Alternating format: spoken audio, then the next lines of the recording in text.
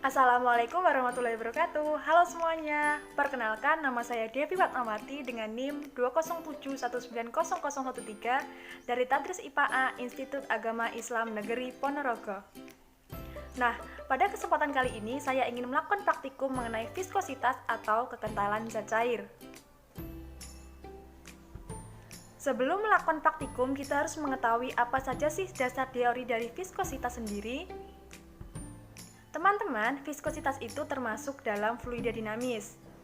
Nah, apakah kalian masih ingat apa itu fluida dinamis? Jadi, fluida dinamis adalah fluida yang berada pada keadaan bergerak atau mengalir.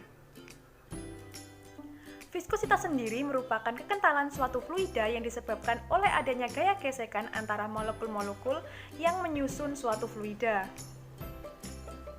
Nah, faktor apa saja sih yang mempengaruhi viskositas itu?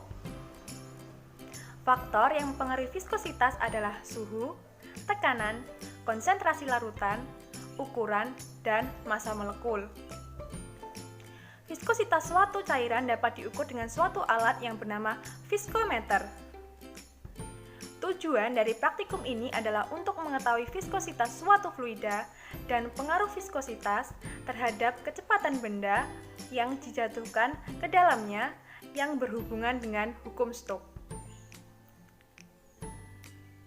Hukum Stokes atau gaya Stokes adalah gaya gesek pada benda yang bergerak dalam fluida. Hukum Stokes dirumuskan dengan Fs sama dengan 6pi kali R kali eta kali V untuk benda yang berbentuk bola.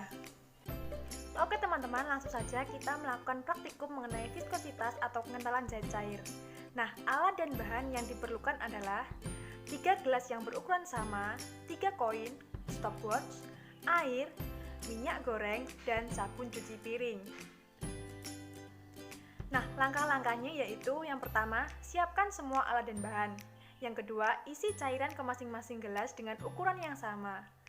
Yang ketiga, jatuhkan koin dari atas ke dalam masing-masing gelas bersamaan dengan memulai stopwatch dan menghentikannya ketika koin sudah sampai di dasar.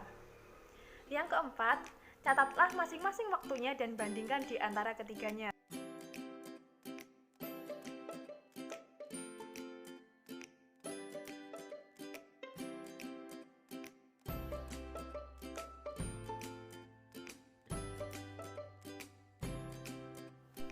Setelah melakukan praktikum, didapatkan hasil.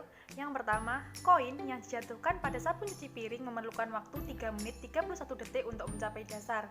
Yang kedua, koin yang dijatuhkan pada minyak goreng memerlukan waktu 28 detik untuk mencapai dasar.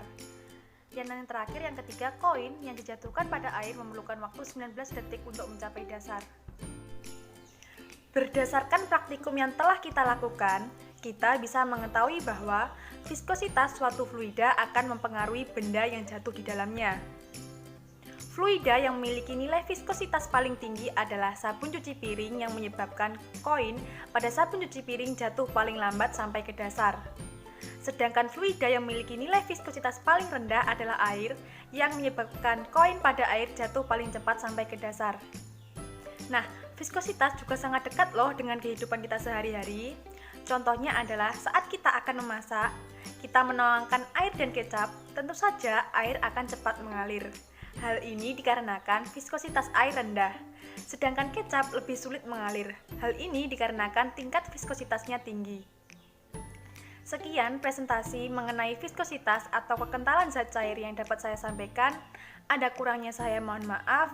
Akhiran, wassalamualaikum warahmatullahi wabarakatuh.